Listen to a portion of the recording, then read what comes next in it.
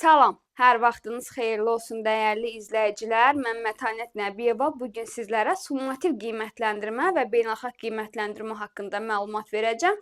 Daha öncə biz sizlərlə formativ və diaqnostik qiymətləndirmələr, yəni məktəb daxili qiymətləndirmənin növləri haqqında məlumat almışdıq.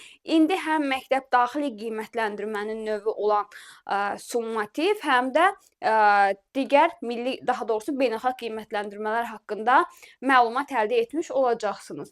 Gəlin görək summativ qiymətləndirmə necə qiymətləndirmədir? Summativ qiymətləndirmə şagirdin təlim prosesinin müəyyən müddətinə qədər fəaliyyətin ölçülməsi nəzərdə tutulur. Məsələn, summativ qiymətləndirmə hansı hallarda keçirilir? Bəhs bölmələrin sonunda, yəni yekunlaşdırdığım bölməni, summativ qiymətləndirməni keçiririk. Summativ qiymətləndirmə əsasən iki hissədən ibarətdir. KSQ, yəni kiçik summativ qiymətləndirmə, BSQ, böyük summativ qiymətləndirmə. Son nəticəyə, keçmişə yönələn,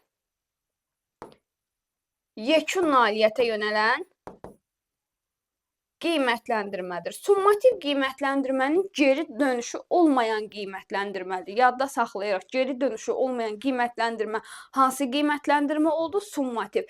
Bəs gələcəyə yönələn qiymətləndirməmiz hansı qiymətləndirmədir? Təbii ki, formativ. Risk tələb etməyən, darıxdırıcı olmayan qiymətləndirməmiz hansı idi?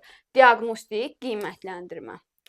Sonra, deməli, keçirik növbəti hissəyə. Summativ qiymətləndirmələr hansı siniflərdə necə aparılır? Birinci sinifdə ümumiyyətlə nə KSQ, nə BSQ. Heç biri aparılmır. Yəni, summativ birinci sinifdə yoxdur. İkinci, üçüncü siniflərdə BSQ aparılmır, amma KSQ-lər aparılır. 2-11-ci siniflərdə yarım il ərzində 3 dəfədən az, 6 dəfədən çox olmayaraq KSQ, yəni KSQ necə keçirilməlidir? 3-dən az, 6-dan çox olmaz. Yəni yarım il ərzində söhbət gedir. Və eyni zamanda 4, 9, 11-ci siniflərdə bütün fənlərdən BSQ-lər keçirilir. Deməli, BSQ-lər neçənci sinifdən başlayır? 4-cü sinifdən və bütün fənlərdən keçirilir. İndi sual verə bilərsiniz ki, bəs axı 5-ci sinifdə, 6-cı sinifdə BSQ-lər keçirilirmi? Təbii ki, keçirilir. Burada 5, 6, 7, 8 və 10-cu siniflərdə BSQ-lər ancaq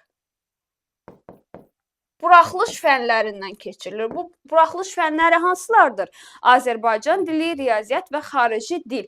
Yəni, ancaq bunlardan keçirilir. Lisey, gimnaziyalarda, təmayüz siniflərində pedaqoji şuranın qərarı ilə müəyyən edilmiş əlavə 3 fəndən də keçirilə bilər BSQ-lər. Yəni, ola bilər ki, kimya olsun, fizik olsun və s. və s. Deməli, bu da ümumi keçirilmə qaydalarıdır. Kiçik summativ qiymətləndirmə. Kiçik summativ qiymətləndirmə yarım il ərzində biz qeyd etdik ki, 3-dən çox, daha doğrusu 3-dən az, 6-dan çox olmayaraq keçirilməlidir. Və eyni zamanda suallar, keçirilmə fən müəllimi tərəfindən aparılır və bir akademik tədris saatını, yəni 45 dəqiqəni əhatə edir. Üzürsüz səbəbdən iştirak edə bilməyənin balı da nə hesab olunur? 0. Böyük summativ qiymətləndirmə, burada suallar adətən indi danışacağıq bu haqda. Məktəb rəhbərliyi tərəfindən aparılır və 2 akademik tədris saatı, yəni 45 dəqiqə ərzində həyata keçirilə bilər müddət olaraq götürsək.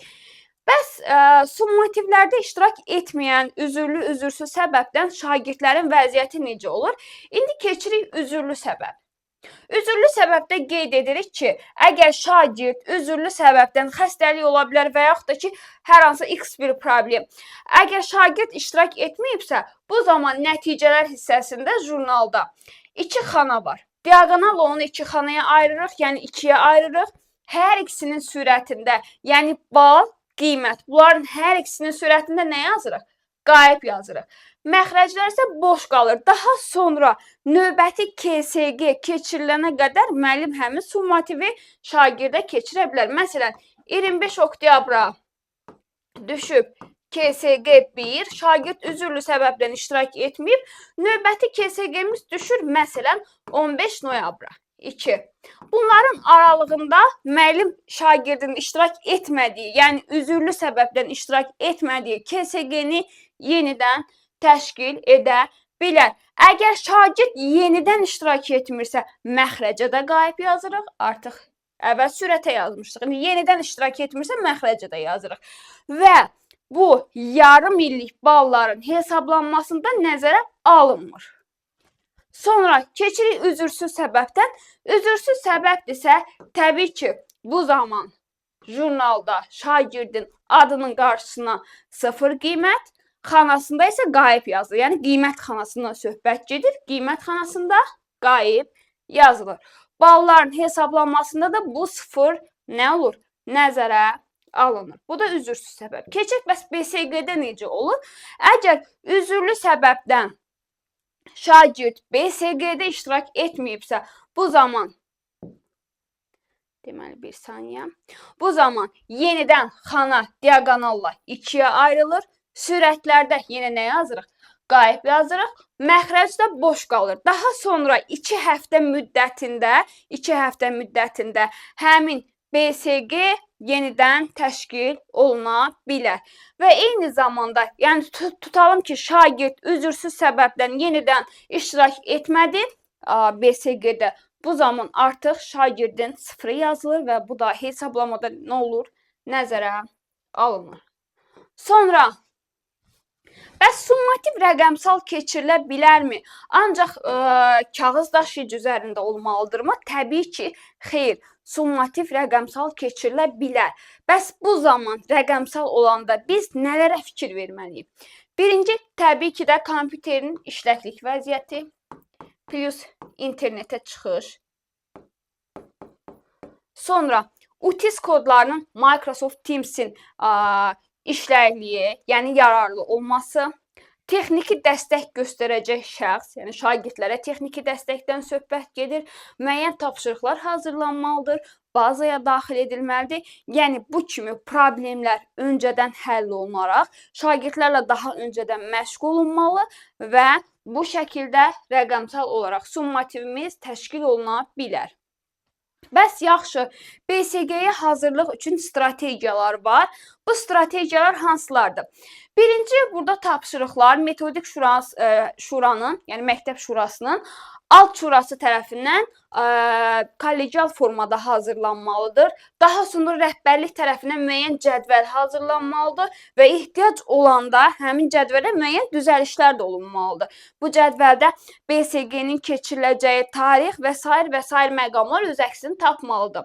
Baza nəzərə alınmalıdır, obyektivlik, şəffaflıq nəzərə alınmalıdır. Yəni, suallar əvvəlcədən yayılması və yaxud da ki, bu kimi negativ hallara yol verilməməsi nəzərdə tutulur və yararsız tapşırıqlar təkmilləşdirilməlidir. Yararsız tapşırıq da nədir? Məsələn, ola bilər ki, mövzu keçən il aktiv idi, yəni tədris planında və yaxud da ki, ümumi dərsliklərdə var idi, amma həmin mövzu bu il artıq çıxarılıb, yenilənib. O zaman biz də həmin test tapşırıqlarını nə etməliyik? Təkmilləşdirməliyik. Summativ haqqında məlumatımız bu qədər. İndi keçirik beynəlxalq haqqında məlumata. Deməli, növbəti beynəlxalq qiymətləndirmə. Beynəlxalq qiymətləndirmə 3 istiqamətdən ibarətdir. TIMSS, PIRLS və yaxud da ki, PIRLS də deyirlər bəzən buna və PISA. TIMSS 4 il, yəni 4 ildən bir keçirilir. PIRLS 5 ildən, PISA 3 ildən bir keçirilir. İndi gəlin bu qiymətləndirmələr haqqında biraz geniş məlumat alaq. İlk olaraq başlayırıq TIMSS-dən. TIMSS qeyd etdik ki, 4 ildən bir həyata keçirilir. Daha çox riyaziyyat və təbiət elmləri üzrə beynəlxalq qiymətləndirmə hesab olunur. Və ilk dəfə də TIMSS 1995-ci ildən keçirilib. STEM proqramı da, yəni qısaca STEM proqramı da bura daxildir. Və TIMSS-də nailiyyət, məsələn, milli nailiyyət məlumatlığı, eyni zamanda şagirdlərin test nəticələri əsasında toplanır. Burada bizə anket sorğuları şkalası ilə birlikdə bəzi məqsədlər üçün istifadə oluna bilər. Yəni, TIMSS-in məqsədi nədir? TIMSS niyə keçirilir və hansı məqsəd üçün biz TIMSS-in nəticələrindən istifadə edə bilərik? 1. Deyə bilərik ki, Məsələn, milli səviyyədə nailiyyət trendinin qlobal miqyasda, yəni beynəlxalq miqyasda monitorinqi. 2.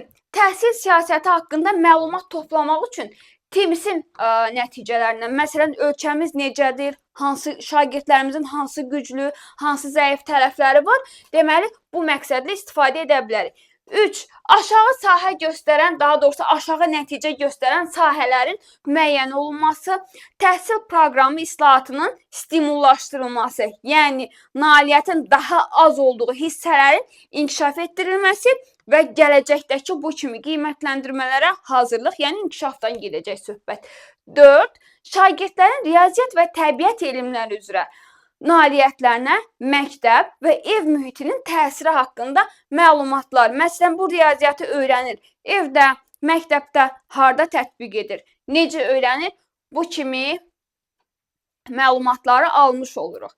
Və eyni zamanda bu nailiyyətlərə, daha doğrusu bu qaydaların, bu nailiyyətlərin təhlilindən söhbət gedir.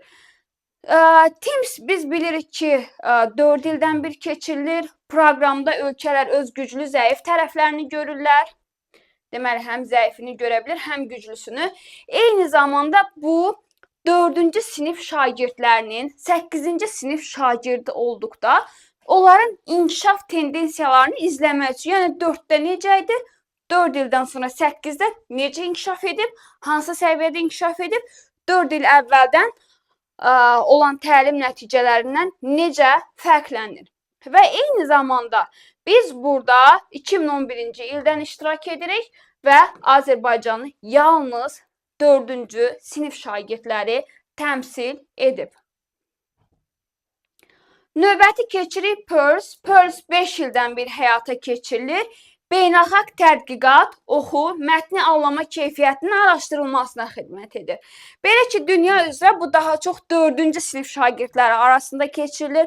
Onların oxu, anlama bacarıqlarını ölçmək üçün həyata keçirilir və milli təhsil sistemindəki fərqləri müqayisə edir. Azərbaycan da burada 2011, 2016, 2021-ci illərdə iştirak edib. Növbəti PISA-ya keçirik. PISA daha çox 3-lərlə bağlıdır. Belə ki, 3 ildən bir keçirilir, 3 kateqoriyadan ibarətdir və bu bütün dünya üzrə məktəblərin daha çox 15 yaşlı şagirdlərə aid olur. Funksional savadlığını və biliklərini praktikada tətbiq etmək bacarığını qiymətləndirmək. Yəni, praktik nə ilə bağlıdır? Praktik tətbiqlə bağlıdır. Tətbiq. Və eyni zamanda tədqiqat, iqtisadi əməkdaşlıq və inkişaf təşkilatı tərəfindən də həyata keçirilir. Daha öncə unutdum, bunu da qeyd edim ki, PIRLS və TIMS proqramları təhsil nailiyyətlərinin qiymətləndirməsi üzrə beynəlxalq assosiasiya tərəfindən həyata keçirilir. Yəni, assosiasiya desə TIMS və PIRLS-i götürəcəksiniz, iqtisadi əməkdaşlıq inkişaf təşkilatı desə götürürük nəyi? PISA-nı. Və son olaraq onu da qeyd edirəm ki, PISA 3 kateqoriyadan ibarətdir. Təməl, orta və yüksək kateqoriyalar. Ümumiyyətlə, qiymətləndirmələr haqqında məlumatımız bu qədər. Əgər izahda sizə qaranlıq qalan və yaxud da ki, sual doğuran məqam oldusa, videonun rəy bölümündə qeyd edə bilərsiniz.